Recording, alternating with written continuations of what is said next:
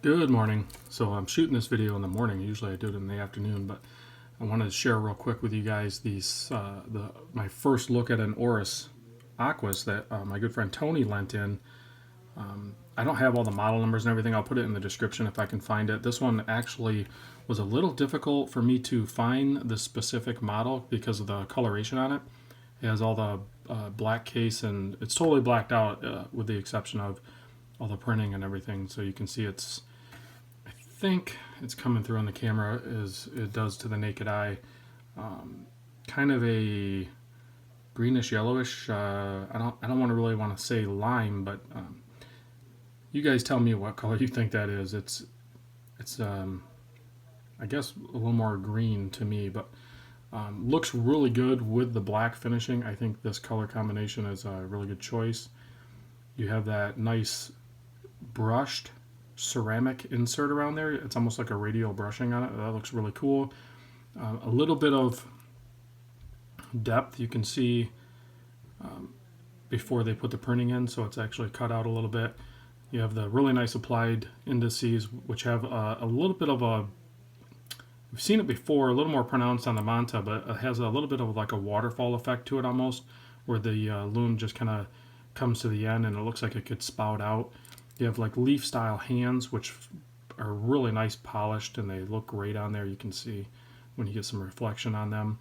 The date at the 6 o'clock is framed.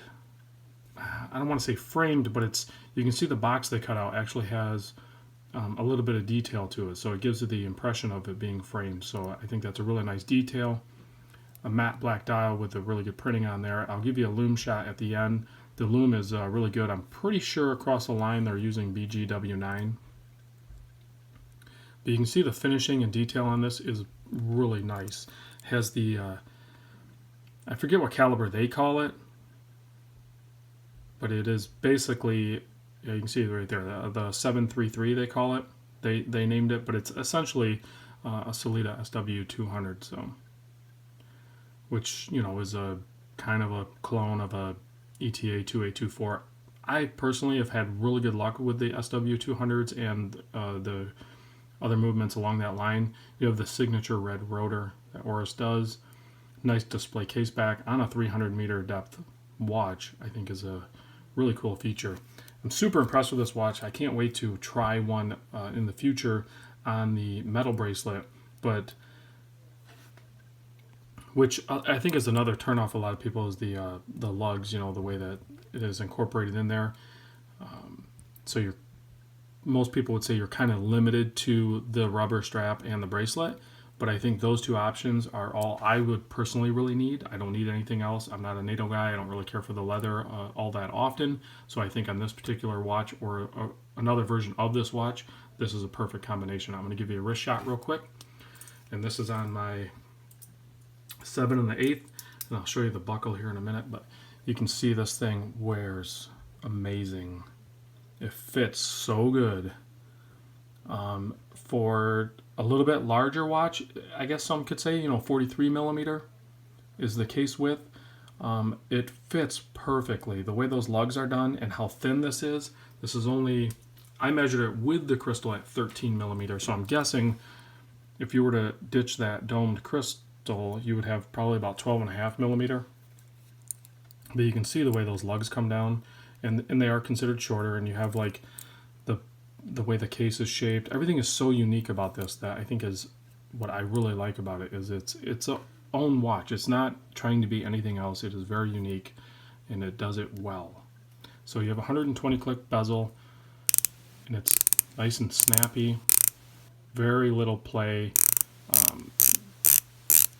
In the hand when you're operating it, you don't feel that. Like you can see a little bit on the camera, but it feels like very precise. Like it's not going to give you any problems. So the crown and crown guards are done really well. The threads are, and you get a nice pop on it, but the threads when you're unthreading it and threading it in, I think they're so well done that you don't even feel like you're threading it. It's really crazy. So, and even when you wind it, it's super smooth. You got your hack feature, and then you can adjust the time. pretty basic stuff, and and then in that first position you have the date set. There you go. So then when you screw it in, you just give it a little push and you just go. And it doesn't feel like it even grabbed the threads, but it did. It is so smooth. They did an amazing job on that.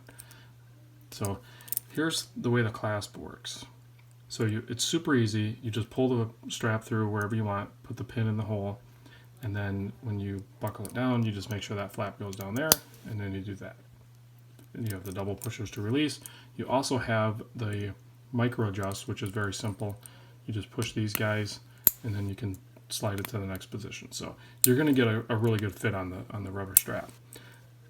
Like I said, I'm excited to see one hopefully soon with the bracelet, because I know, especially the new model, the bracelet, they thinned it out a little bit, so it's a little less chunky if you're not into like super massive chunk.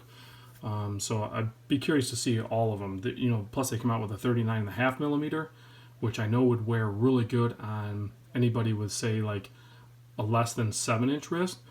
But in my opinion, again, it's all personal taste, but if you have a 7 or higher, this 43 wears really good. I almost feel like the 39.5 millimeter version would be too small. So again, it's 43 mil. It's approximately 50.5 lug to lug, but that measurement's kind of deceiving because of the way they did the lugs and the way the bracelets or straps are kind of, fashioned to it. So, 13 thick, we covered all that. Let's check out a Loom shot. If I can get these guys off. Yeah, that's definitely BGW9. The Loom is really good, and I have played around with it. I haven't worn this a bunch because it's not my watch. I just around the house or whatever. Here it is next to like a Seiko Monster. You can see the BGW9 does really good. Of course, it's very difficult to compete with a lot of the Seikos, but it's definitely right up there, and it'll last. So I'll close out with some, so we can see a little size comparison next to a couple other watches. There it is next to the Jade Monster. You can see, I've even heard people, when I first started going Monster crazy, that people were like, you need to check out the Oris Aquis, and I never did until recently, thanks to Tony. You can see it next to a turtle. It would definitely wear smaller than a turtle. So it wears, I think, similar to a Monster, really. So that claim that everyone was telling me was a pretty legitimate claim. Possibly, if you're used to the SKX, the lugs are definitely longer, but the wearability of it is very similar. If anything, it's probably better because the way the lugs are done and everything, I feel like it doesn't move around on the wrist as much. Again, that's on this rubber strap though, so it doesn't move a ton. So really great watch. Big thanks to Tony for lending in. I'm going to send it over to Bruce as well, so I'm excited to see what kind of intro and everything he does with it.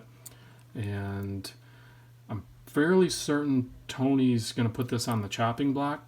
So I put this towards the tail end of the video because if it sells, then it sells. I'll write it in the description. But hit me up either in the hit me up on my email or whatever, and I'll get you in touch with Tony. So because he's going to have a very competitive price, so it'll be under $1,000. Again, that's another thing on the price. When I was looking at these, it's all over the place, depending on if you're looking on Amazon or eBay or Joma Shop or even an authorized dealer. I think the new ones, the new current release, are MSRP of $2,000. I'm sure you could probably get a little bit better deal on that. But when you go onto the used market, I think if you're patient and you find the right seller, I think you can find these sub 1,000, and that to me is definitely on my radar. Even though I know it's above my 500, I don't think you're going to find one that's really worth buying unless somebody's trying to really liquidate. I don't think you're going to find one around 500. You're going to be up around 758 if you're lucky, and then all the way up to maybe 1,500 for a really good new gray market one or something. So I'll see you in the next video, guys. I'll try to get some more vids done rapid style here.